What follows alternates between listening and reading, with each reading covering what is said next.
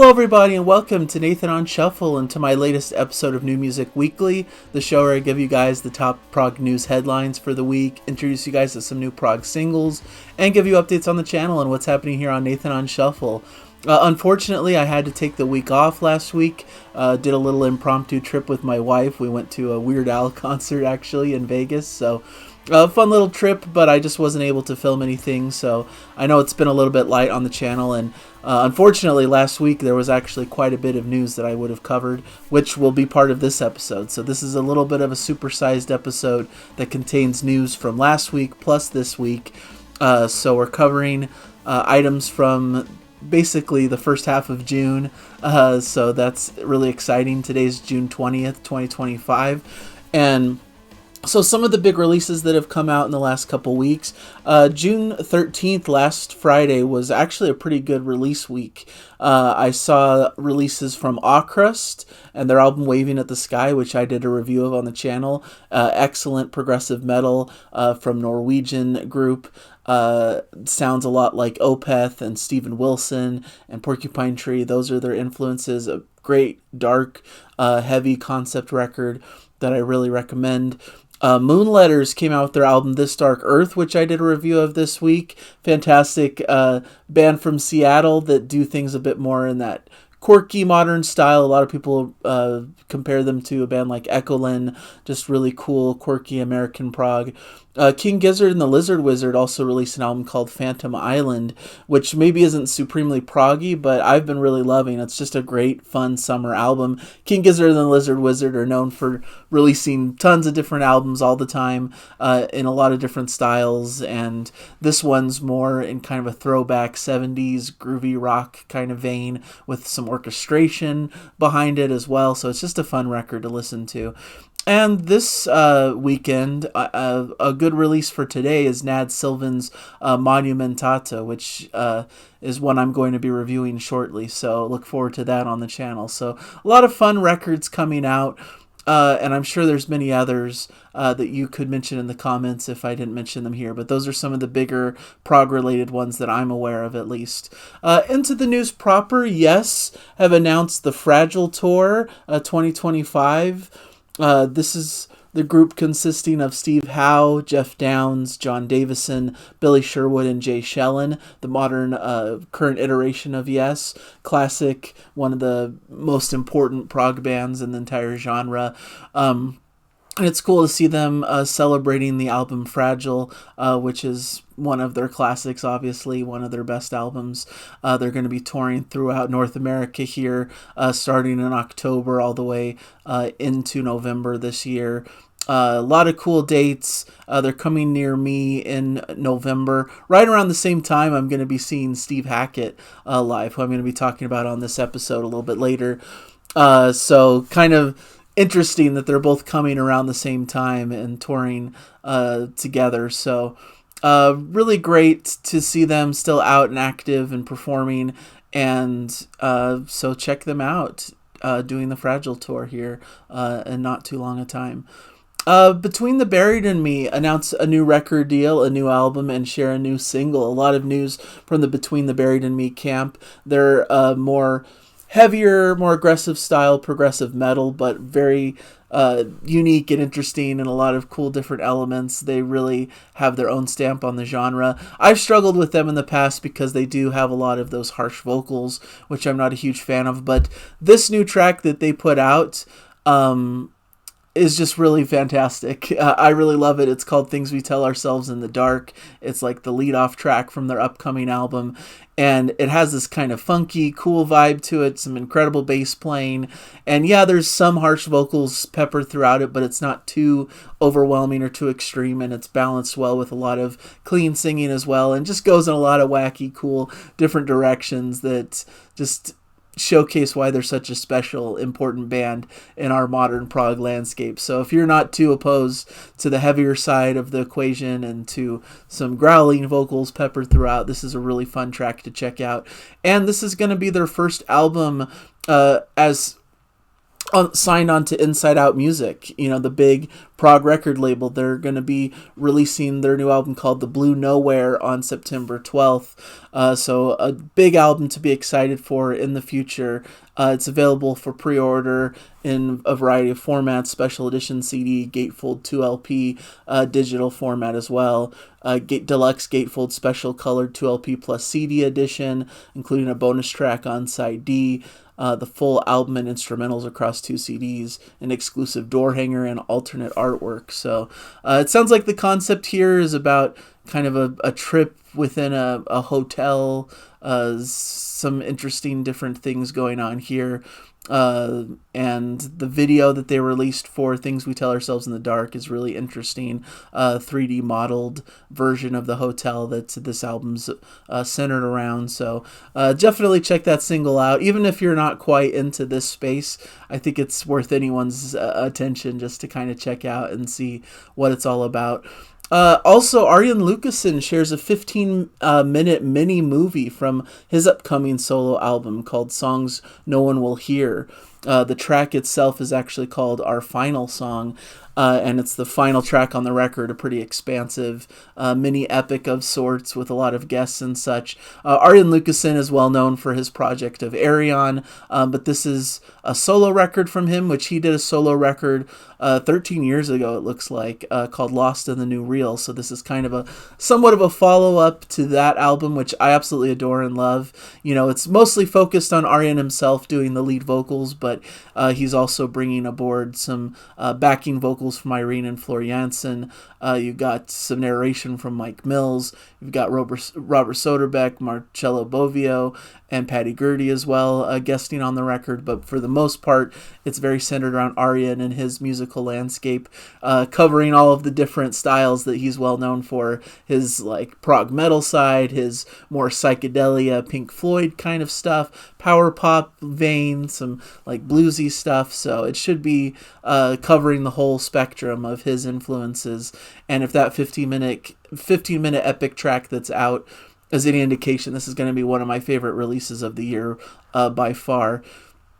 And it seems like the concept for the record is kind of this asteroid coming to destroy the Earth in kind of the last minutes of what people would do if they knew that they didn't have much longer left to live. So it's exploring those style themes. So it should have kind of a sci-fi-ish angle to it and should be some really cool storytelling. Item number 4, Genesis shift the release date of their Lamb Lies Down on Broadway 50th anniversary box set to late autumn. So they keep kind of moving this down the road because it's just apparently not ready yet for release. It was going to be released in June, but now it's going to be released in late autumn of this year. But it's going to be a really expansive box set of the classic Lamb Lies Down on Broadway, their 1974 double album that kind of really set the scene for classic narrative double concept records for the prog genre. So it's a really incredible one. The new set is including the original album makes remastered at Abbey Road Studios by Miles Schall from the 1974 analog tapes, while the Blu-ray audio disc includes the remastered high-resolution audio version and Dolby Atmos mixes of the studio album. And for the first time, the full live show, The Lamb Lies Down on Broadway Live at the Shrine Auditorium from January 24th, 1975, including the encore tracks, is going to be released as part of this box set as well. So definitely going to be fun. A 60-page coffee table style book as well. But we have to wait just a little bit longer for this release. So I'm kind of excited about it. I'm considering getting it as well. But we'll see about that. Next, I want to talk about Asia. They announced their label signing with Frontiers Music. There's been a lot of smatterings and talk about Asia and this new lineup that people are pretty excited about. It seems like it started back a few years back when Jeff Downes kind of spearheaded this memorial concert to celebrate the life of John Wetton after he passed. And he brought on board John Mitchell to play, as well as Harry Whitley on vocals, who's done a lot of Asia covers online and such, and is an incredible vocalist. They also are adding Virgil Donati to their lineup on drums because Carl Palmer is immersed in various different projects of his own. So it seems like it's going to be a fun lineup with Jeff Downs, John Mitchell, Harry Whitley, and Virgil Donati, just kind of almost an all-star lineup of musicians, and we'll see what they do now that they're signed to Frontiers. No actual news about a new album yet, but I'm sure they're working on one, and that we'll see some news come up in some point in the future. But it seems like they're excited about what's ahead for the group and what we can see from them. So that's exciting. A couple of other items that I want to go through a bit more quickly. Before I get into my massive singles list, I did want to touch upon Brian Wilson of the Beach Boys fame, passed away at age 82. Of course, an amazing member of the Beach Boys, songwriter, genius, musical genius, I think. Just incredible musician, incredible influence to a lot of the artists that I talk about and love. So just wanted to mention it, not dwell on it too deeply, but he deserves some mention because of his impact in the musical world. A true genius and someone who will be missed. And also Sly Stone passed away recently as well, another big legendary musical artist. So just a lot of notable passings that I wanted to touch upon in this episode. There's going to be a deluxe 9-disc box set of Hawkwind's Hall of the Mountain Grill to be released in August. This is their 1974 album. It's going to be released through Cherry Red Records on August 29th, featuring 7 CDs and 2 Blu-ray discs. A brand new remaster of the original album with 7 bonus tracks drawn from studio outtakes and rare singles, along with 2 previously unreleased concerts mixed by Stephen W. Taylor.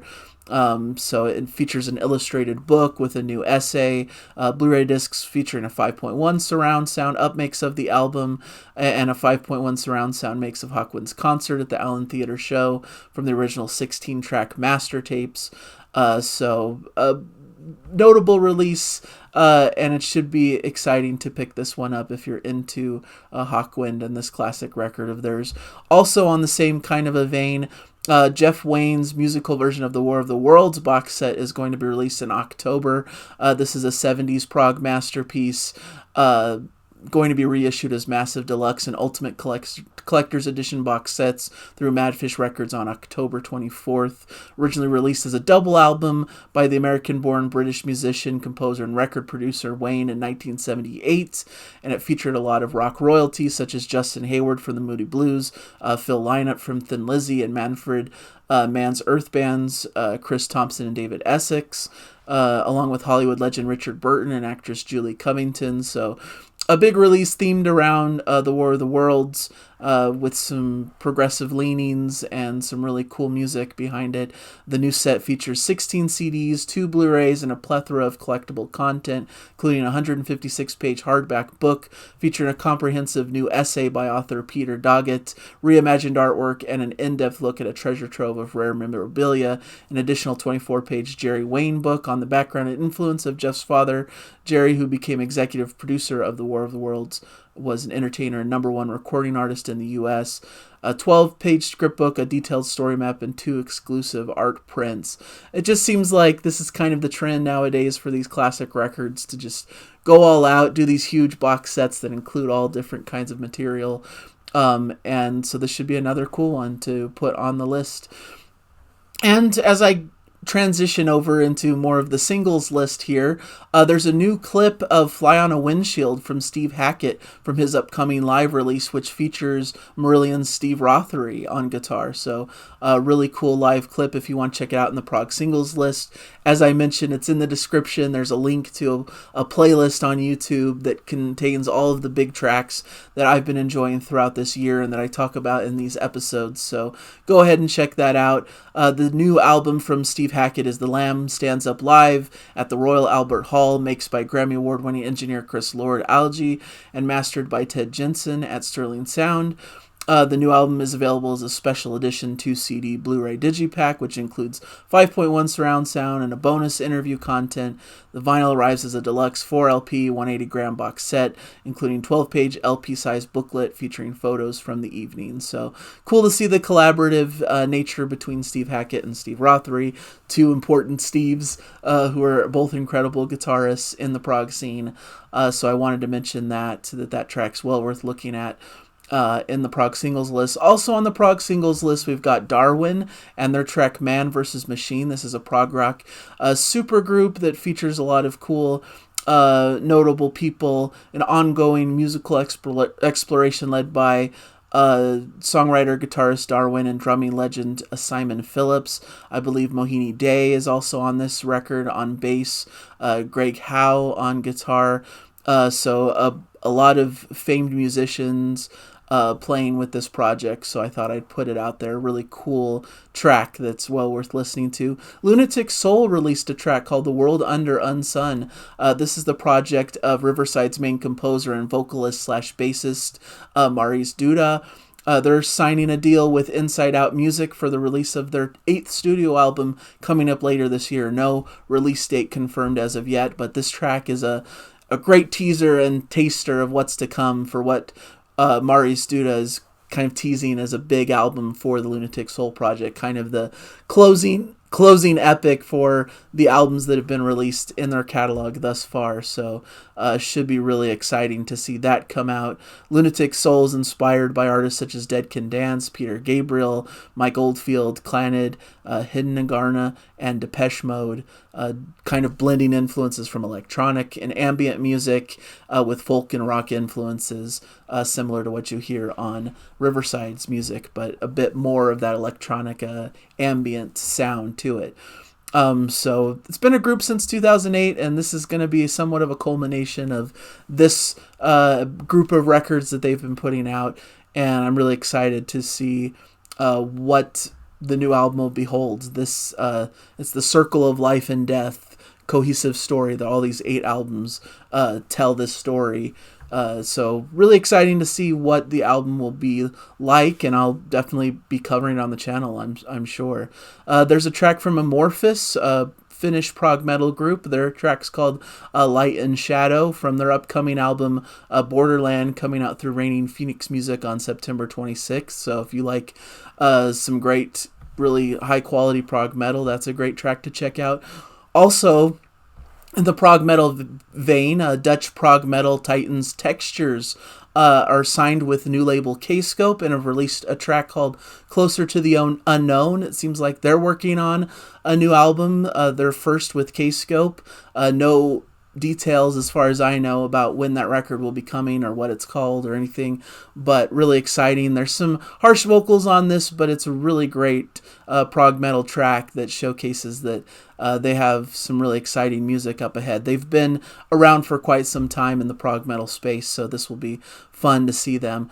Also saw a new track from Muse called Unraveling. Muse is a huge band from the UK, a trio who play kind of stadium arena rock with some prog influences, and this new track Unraveling is really strong. Their previous album was 2022's Will of the People. I feel like their recent albums haven't gotten quite the critical acclaim that some of their earlier material has, but this track has shown a lot of promise and seems to be generating a lot of good buzz from their fans, so excited to see what comes from that. And then there's a solo track from Sam Valen of Caligula's Horse called Vast and Luminous, a really cool way to showcase Sam Valen's technical abilities. It's just really great guitar playing with some cool drum work behind him. Josh Griffin on drums on the track. Valen talks about it as a deeply maximalist piece. So he usually keeps his technical ability kind of reined in Caligula's Horse, but this is a way for him to really showcase everything that he's able to do technically. So a great showcase for his powers and abilities. And so those are the singles I have on the list, of course, along with the Arjen Lucassen track, that 15-minute Our Final Song, and the Between the Buried and Me track, which is just an amazing track, which I absolutely adore. So check out all those tracks on my prog singles list. As for the channel itself, like I mentioned, it's been a little bit quiet on the channel. I did a couple of recent reviews. I talked about how the albums have been released recently. Acrus, Waving at the Sky, I've done a review for in the past week or so. I also did a review for Moonletters, This Dark Earth. 2 fantastic records I strongly recommend, 2 of my favorites of this recent quarter. I'm also going to be doing another duo of reviews this next week. I'm going to be talking about Nad Sylvan's Monumentada, which I'm excited to dive into. It was released today, and I've been really loving it. And Styx, their new album, Circling from Above, I'm finally going to get to talking about, which has had an interesting release. It kind of dropped out of nowhere, but still isn't available like in typical digital forms or streaming. But I want to talk about it. I've seen a lot of reviews pop up from some of my other contemporaries, and I want to talk through my thoughts on the record. So those are some upcoming shows. Hoping to film with Jana. I know I have kind of been teasing that recently, and we just haven't been able to get together and film like we've been wanting to, but hopefully that'll happen this weekend, and we'll have some new content, some new song reactions to do. I am also starting a project in July, so only about a week or so away, where I'm going to be talking through what I think are the top 25 prog rock records of all time, and I'm basing it upon a specific list and giving my thoughts and opinions and kind of reshuffling it a little bit to my own taste and what I like in the world of progressive rock. So, but it's going to be kind of my definitive statement of what I think are kind of the top 25 classic progressive rock records. So I think a lot of people will really love those shows. I'm going to split it up and do it across several weeks, so I can give a little bit more depth to each album. But it's going to be a fun series, and I hope you guys will stick around for it. I know it's been a little bit sporadic on the channel as of late, and I'm hoping to really dial in and have a lot of new content for you guys. Of course, there's always a lot going on, a lot of new album reviews that I'm still putting out there, trying to do this show regularly, New Music Weekly. So there's a lot of fun stuff up ahead. I'm also going to be doing a review of all the albums that have come out in Q2 of this year, which I've been really digging. So basically a top 30, I think I'm going to be doing top 30 albums of Q2 of this year. So and hopefully some collaborative episodes on other people's channels in the near future as well. So a lot of stuff coming up. Hopefully you guys are having fun out there and enjoying the music. Let me know in the comments what you've been enjoying lately in the world of progressive rock or anything related, anything music. I'd be excited to hear about it. So thank you guys so much for joining me, for your support, and hopefully you'll stick around for future episodes. Bye everybody. Enjoy the music.